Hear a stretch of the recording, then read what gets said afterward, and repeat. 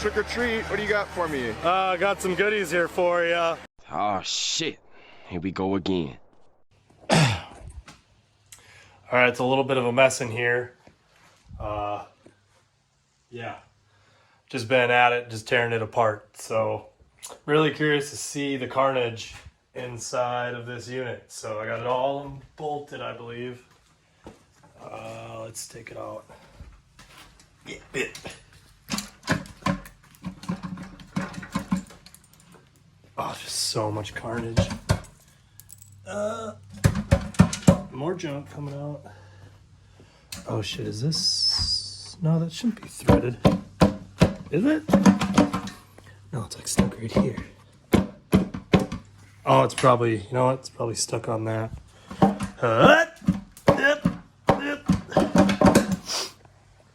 All right, let me put you down. Okay.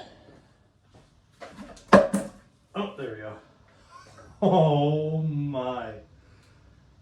Ay, ay. Oh, there's part of a rod. Another rod. I found one earlier. And pile it. Okay.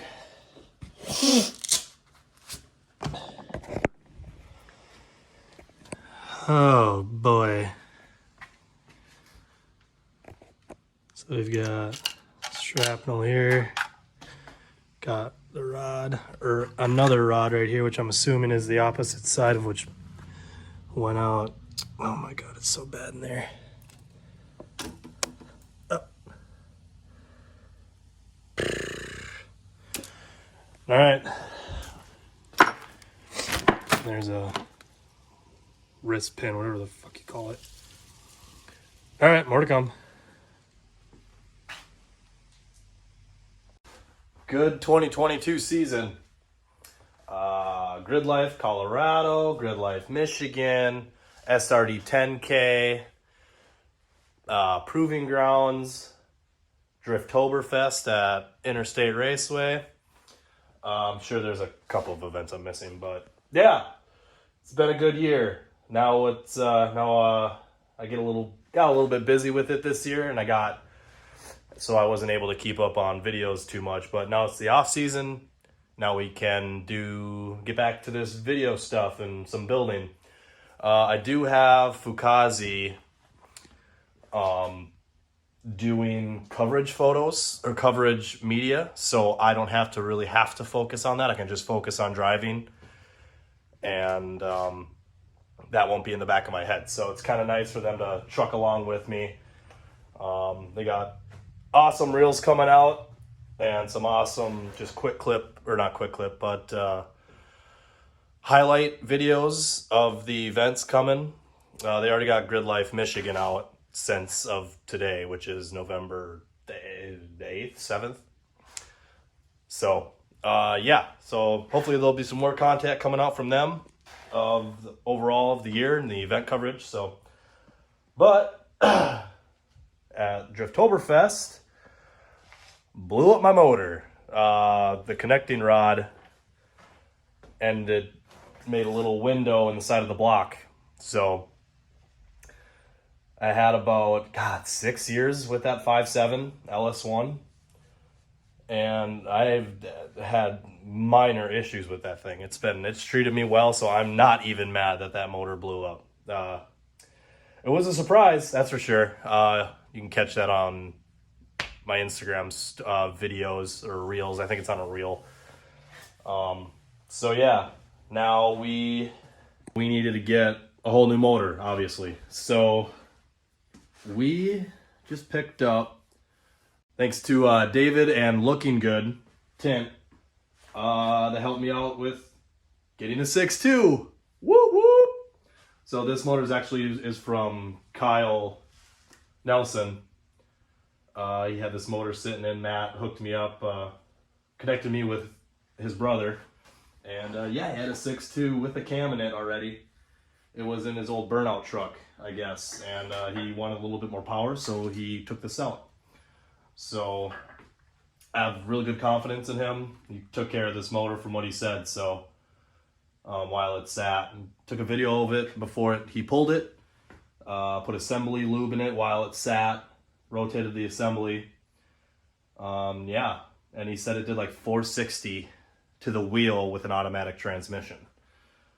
So yeah, I think I'll be real satisfied. I kind of want to stay away from power adders for now. So I think this is the best bang for the buck with staying NA. So we got it kind of cleaned up here. It's an aluminum block, 6.2 Ls3, 5364 heads. So I started assembling everything from the LS1 onto this. And that's another thing about LS is you can you can interchange almost everything, which is great. Also, we're going to be running the rectangular port instead of the cathedral port. So that's kind of nice. Got the LS3 intake manifold, rails and injectors. So yeah, we should be pretty much 90%, like 80% there. Just need the throttle body. I am going to need a Holley Dominator harness. We did end up frying this a little bit. And this is an old harness. So it's time to upgrade that, upgrade all the wiring.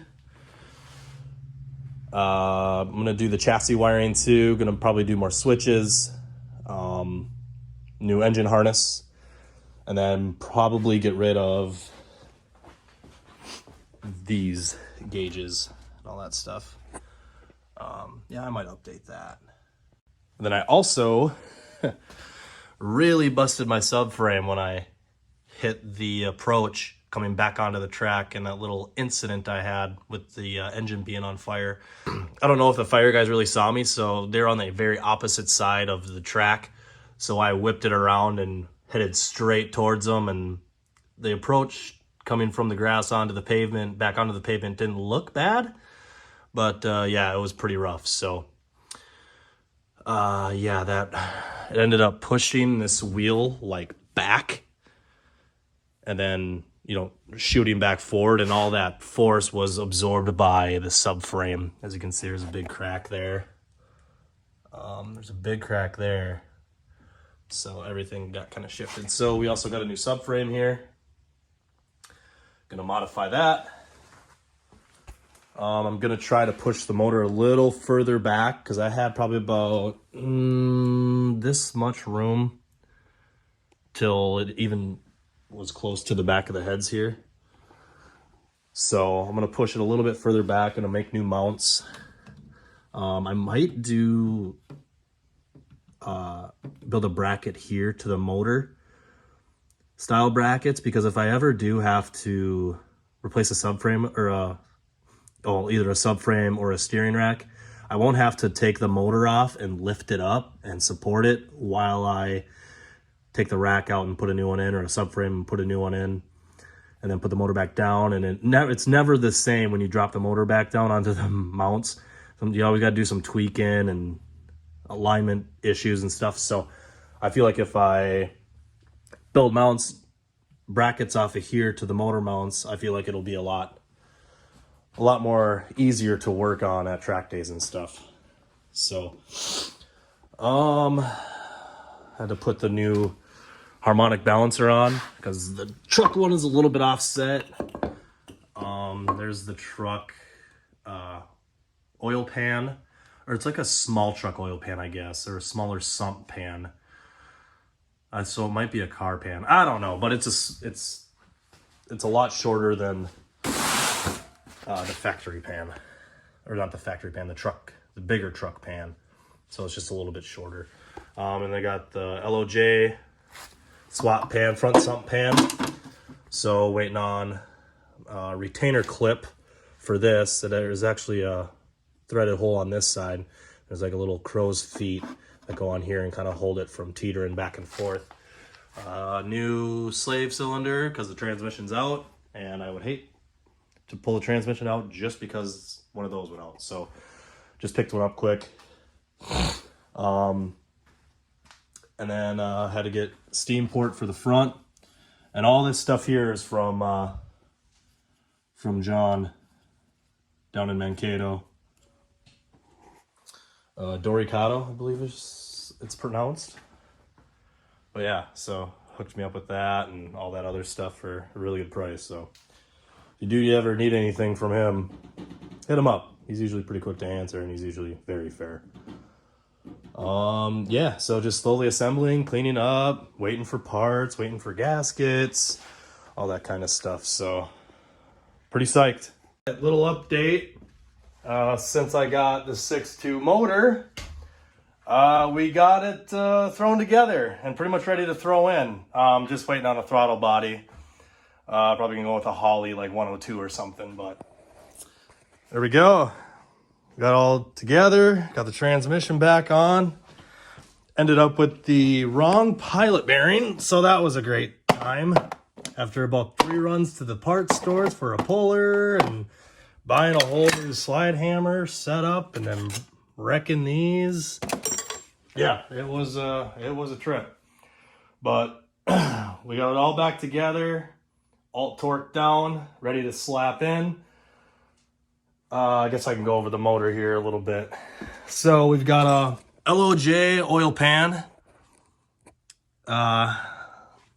We put on the Ls3 intake manifold, and the size comparison between the throttle body inlet compared to the LS1, I mean, holy crap.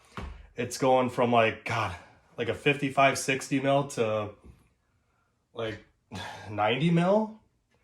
I mean, it looks like you can fit 2 of those into here. So it's probably like a 50. So put all the LS1 stuff back on, all re-gasketed. Got the steam port vent tube, courtesy of John. But yeah, got everything bolted on, all cleaned up, torqued down. Brand new starter because the starter was cracked, so that was cool. So got a brand new one of those. Yeah, and got the trans bolted on. This was broke off. This little nipple that came off the plastic was snapped off, so I tap it and put a new one on for the brake booster, which I'm not sure if I'm going to be running a brake booster this year. I drove Matta's Pro Spec car, and that one doesn't have a brake booster. It's deleted, and I kind of liked it, so I might consider just capping that off, getting rid of the brake booster, and going that route. But we'll see. Time will tell. So yeah, before I get the motor in, I got the old, oh, it's so gross. I got the old subframe out, and she is a mess in more ways than one. So when I hit that curb, it busted up pretty bad. This tab broke off right here. It ripped. Didn't rip anyway. It ripped right here. So as you can see, that's broke off. It broke this weld right not weld, but it broke right next to the weld here when I relocated this forward. So I got a whole new subframe here. Gonna beef it up, weld it up, relocate this, put it back in. Oh, and then the tension rod mount also got cracked. So cracked on both sides, maybe not. Both sides here at least, snapped right there. So gonna plate this further forward, weld that crack back up. And then I am also going to plate this a little bit further up so this has less chance of bending around. So that's kind of the update. Messy shop. Been trying to keep it organized in between big projects. But yeah, we're trucking along. I'm really pumped for that 6.2.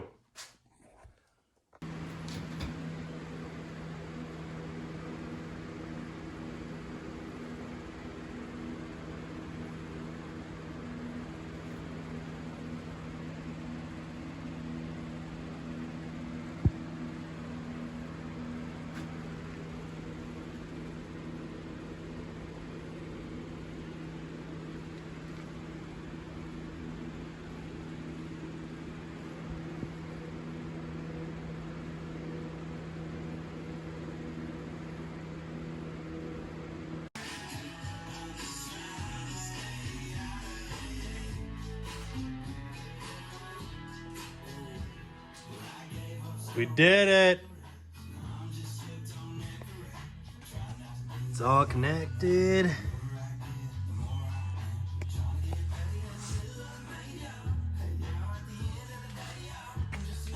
This is this.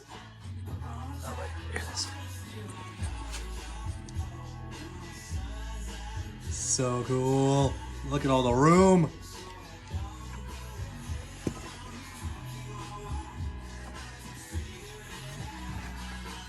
Okay, update from the front to back. Since I got big holes in this video, I need to kind of fill you in on everything. So, we got the 6.2 in. We are dropped down, I'd probably say like maybe 1/4 to 3/8 of an inch further down. And I would say about 1.5 to 1 3/4 further back. We got less of a gap here, which is nice. And we moved the shifter back to that position right there. It used to be, I mean, the front probably came, yeah, like up to this up here, and I'll almost be shifting into this. So that's center right there. So, yeah, pretty hyped on that. I got the drive shaft shortened 1.25 inches. So I had a good amount of play for the suspension travel, so it didn't bottom out or it didn't come out. So we've got clearance for the sway bar now. Before, you can kind of see it was hitting on this bar right there, and a little bit right there, and a little bit in the front. So notched these out, plated them, and then I adjusted the sway bar slotted back a little further back, so we even had more clearance. So we're all good there. That should really help the suspension be efficient. And then we'll check out the subframe that I spent, oh my God, 15 hours on fabbing, and then got it all powder coated and whatnot, along with the tightening rod mount. So as we can see, I might be doing like a skid plate, something to cover up this this front sump here, but it is absolutely very tight onto the rack here. We're as far back as possible. It's a nice fit. It's probably got like 1/8 of an inch before it touches.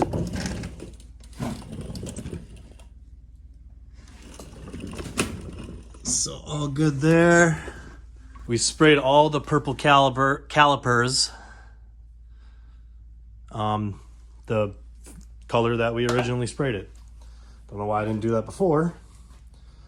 Here we can look at these mounts here that I fabbed up. There they are.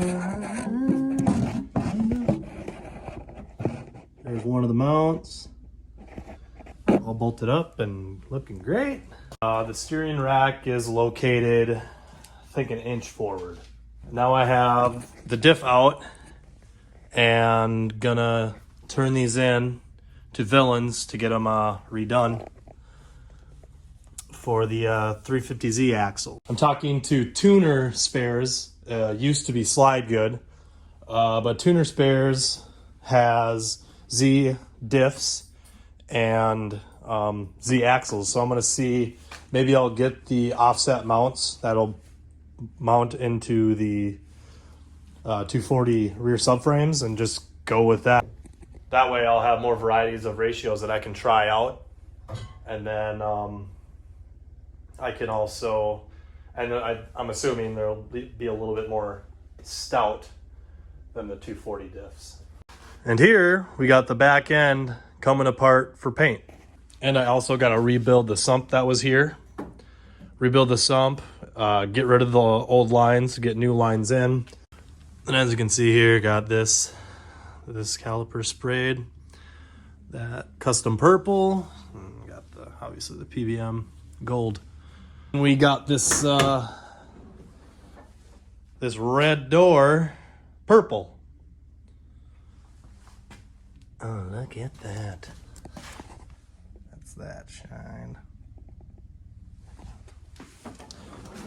Yeah, so now it's not just an off door. So that's where the car sits right now. And hopefully we can keep cranking on it. We're going at a pretty good rate, so more to come.